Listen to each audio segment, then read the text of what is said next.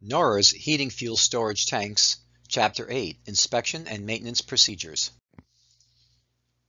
Regular inspection of fuel tanks should be carried out to identify and correct potential problems that may affect the longevity and performance of the tank and the fuel burning equipment.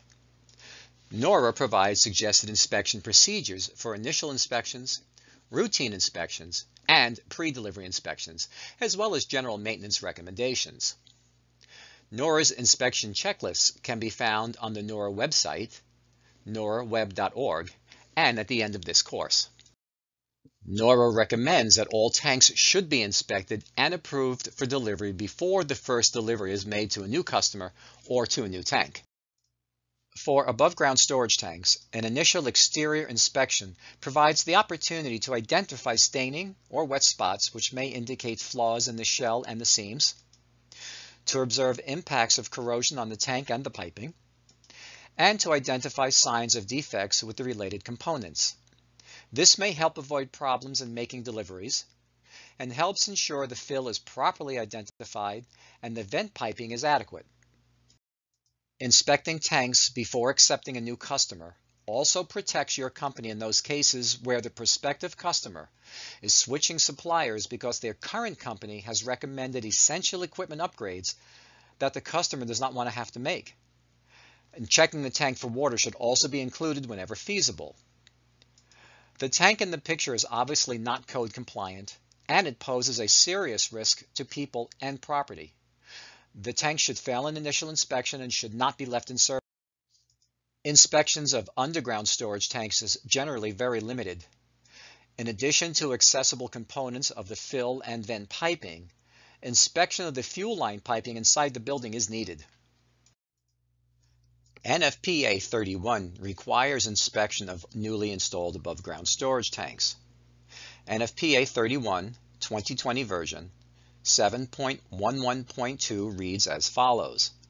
Following completion of a new installation, the tank and its piping shall be inspected for leakage during the initial fill and by a qualified technician. And if a leak is found, the tank or piping shall be repaired and retested. NORA recognizes that inspecting prior to the first delivery to a new customer with an existing tank may not always be possible because of customer unavailability or the unavailability of employees. In those cases, the inspection should occur as quickly as possible after the first delivery, and the delivery person should be alerted that the tank has not been inspected. The delivery person should perform as thorough an inspection as possible prior to delivering. The checklist for the initial tank inspection is designed to serve as a step-by-step guide for making a limited assessment of the tank. If this inspection identifies a potential problem, management should be alerted and a decision made on whether to notify the customer that the correction of the problem is required or if the replacement of the tank is required. Let's take a look at some examples of why NORA believes that initial inspections are so important. Why would anyone want to deliver to a tank unseen? This tank already has a problem. Delivering additional fuel can make the problem more serious than it already is. The source of this problem needs to be investigated and corrected before a next delivery is made. Obviously, this tank system is not properly installed and should not be delivered to. These legs are ready to collapse, and the valve can snap off and empty the tank contents as the tank continues to sag. The fill piping on these tanks will not allow them to fill evenly, and the vent pipe appears to be undersized. The vent alarms are also problematic. These tanks should not be filled until the piping is corrected. Depending on the age of the tanks, it may be best to recommend replacement rather than asking a customer to invest a substantial amount of money to correct the situation. There are a number of problems here. First, it appears that the tank top piping is leaking. Also, copper piping is not approved for fill or vent piping. And when tanks are cross-connected, one tank can be pressurized to fill a second. The second tank, however, cannot be pressurized to fill another. For more information on cross-connecting tanks, see Section 8 of the 2011 or later edition of NFPA 31. Radiator hoses and no-hub couplings are not approved as tank fittings. They will lead to spills and they must be replaced. Now these tanks are positioned near sump pumps. The filter for the tank on the left is directly over the sump, and a drip or leak from the filter can cause an environmental issue. The tank on the right did leak. Notice the vent pipe. It's clearly undersized. A technician performing an initial inspection should notify the customer that the vent is undersized and that having the tank right at the sump is not advisable.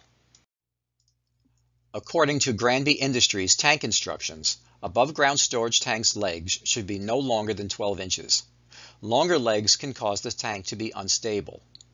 Now the reason we show these pictures is to emphasize that if initial tank inspections are not performed before a new customer or new tank is filled for the first time, the delivery company may be liable for situations that could easily have been avoided. Routine inspections of above-ground tanks are important and aid in early detection of problems associated with corrosion or associated with impacts of weather when tanks are outdoors. For example, tanks can settle over time or components may become damaged from falling ice or snow. While these inspections may not be as rigorous as the initial inspection conducted when accepting a new customer's tank for delivery, routine inspections help detect changes in the tank condition and problems that may have begun only recently. The inspection of accessible components of underground tanks is important. Defective fill risers, adapters, caps, and gaskets can provide means for water ingress. Vent caps and the vent pipe risers present additional points of water ingress and should be inspected to the extent as possible. Above-ground tanks should be evaluated to determine if the fuel line configuration or the tank pitch are such that the water can accumulate in the tank undetected. In these cases, routine tank inspection should include checking the tank for water if practical.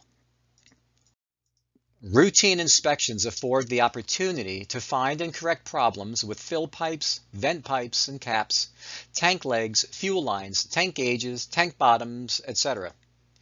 Many of these problems can be easily repaired or remedied, preventing releases which can cause financial, environmental, and customer relations problems. A sample routine inspection form is available on the NORA website, in the NORA Tank Manual, and at the end of this course. NORA recommends that routine tank inspections be conducted as an integral part of the equipment preventive maintenance tune-ups. Fuel delivery personnel should perform a brief visual inspection before and after each delivery. While this inspection isn't normally documented, it is important that the fuel driver understand the need to verify addresses and to check tank components accessible from the fill location for obvious defects before and after delivery. A delivery report, only to be used when defects are discovered, is available at noraweb.org, in the NORA Tank Manual, and at the end of this course. With buried tanks and basement tanks, some of these recommendations may not be practical. For example, only those components outside would be inspected when the tank is located inside a home or building. In those cases, the inspection procedure should cover as many of the steps on the form as possible. Oh, and by the way, used vegetable cans are not approved for use as vent caps. Before beginning to deliver, verify the address, delivery instructions, and tank location. Confirm that the tank, fill and vent caps, gauge, legs, and pad or foundation are in satisfactory condition, as appropriate for the tank installation site. And make sure that unused openings are properly plugged. During delivery, verify that the vent alarm is working properly, and then after delivery, check the tank and exposed fuel lines for leaks, and then report any discrepancies to the office immediately. Tank maintenance involves correcting deficiencies identified during the tank inspections. This can help prevent minor issues, such as cracked gauges or missing fill caps, from contributing to larger issues if left uncorrected. If, for any reason, the tank must be moved during maintenance or at any other time, make sure it is empty before attempting to move it. The exterior coating of some above-ground tanks should be repainted as necessary. Specific maintenance instructions are included with the installation instructions provided by each manufacturer for their particular tanks. With a properly pitched above-ground tank with a bottom fuel feed, water will normally flow from the tank and be collected by the filter. For improperly pitched above-ground tanks, or tanks with top draw fuel lines that are not piped with a bottom draw-off, check the tank for water by applying water-finding paste to a tank stick and inserting it to the bottom of the tank. If a situation is encountered where a plug or a gauge needs to be removed to measure the tank, great care is required to be certain the tank top is maintained leak-free when service is completed. Certainly, in cases where the presence of water is identified during heating equipment servicing, checking the tank for water is an appropriate next step. However, above-ground tanks that have top draw fuel lines or are improperly pitched can store an amount of water without it becoming evident when equipment servicing is performed. As we discussed earlier, water can accelerate the formation of sludge and lead to service issues. A good tank maintenance program to monitor and address the accumulation of water in tanks is essential for maintaining fuel quality and should be part of a comprehensive maintenance program. For most underground storage tanks, gauging for water does not present an issue. Simply insert a tank stick with water-finding paste through the fill pipe. However, an underground storage tank that is not pitched towards the fill may contain water that can't be detected by gauging. Also, small trace amounts of water may not be possible to remove from underground storage tanks. Underground storage tanks are also susceptible to water ingress, which can lead to fuel quality and service problems. Most often, water identified in below-ground tanks is entered through defective fill components or vent components. Undetected, this water can contribute to sludge buildup in the tank. In rare cases, water ingress can be an indicator of a breach in the tank shell. Underground tanks installed in areas of elevated groundwater, less than 4 feet below grade, could be susceptible to water intrusion when the fuel level in the tank is low.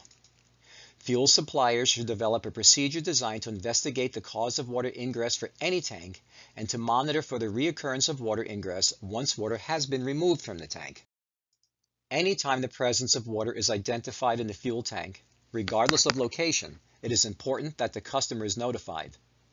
Any water found during an inspection should be removed as quickly as possible to minimize the damage to the tank, the filter, the fuel pump, and the system. Any water and sludge removed must be disposed of properly. But remember, removing the water is just the first step in the process. You must find out where the water is coming from and take action to prevent it from reoccurring. For STI P3 tanks, also commonly known as STIP 3, the P3 indicates the tank has 3 levels of protection. STIP 3 tanks require additional maintenance not required for other tanks. In addition to periodically checking for and removing water in the tank, the anodes installed on the STIP 3 tanks must be tested upon installation and in 3-year intervals. These tests can be performed quite easily by trained individuals. A list of individuals certified to perform this test is maintained by the Steel Tank Institute to aid tank owners in locating qualified testers. There is no clear consensus regarding if and or when fuel tanks should be cleaned.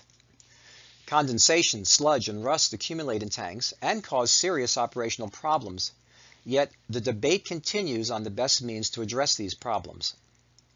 While a major advantage of having tanks cleaned is that the cleaning process usually does a very good job of removing the water that accumulates in tank bottoms, the jury is still out on just how good a job can be done to remove the sludge that accumulates on tank walls. Most fuel tanks don't have openings that are large enough to facilitate a thorough inspection of the interior. With that said, cleaning a problem tank normally won't hurt the situation, and getting the accumulated water out of the tank offers many advantages that justify the cost. Some oil heat companies routinely clean their customers' problem tanks and then treat them with an additive to help prevent clogged fuel lines, filters, pump strainers, or nozzles, and to reduce the resumption of microbial activity.